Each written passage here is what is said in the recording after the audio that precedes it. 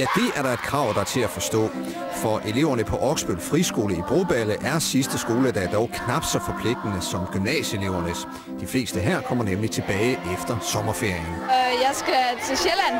Jeg skal også på ferie over min fætter. Jeg skal ikke lade andet.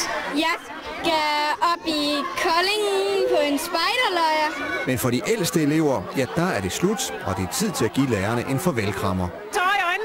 Ja, det er lidt sørgeligt at skulle væk fra alle de venner, man har fået hernede. Jeg har ikke gået så lang tid, nemlig cirka 1,5 år har jeg gået her. Og så er det lidt sørgeligt at skulle væk fra dem alle sammen igen. Og så var det ellers tid til at sige farvel til de store elever.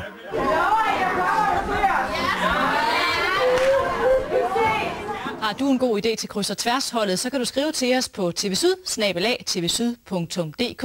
Skriv kryds og tværs i emnefeltet.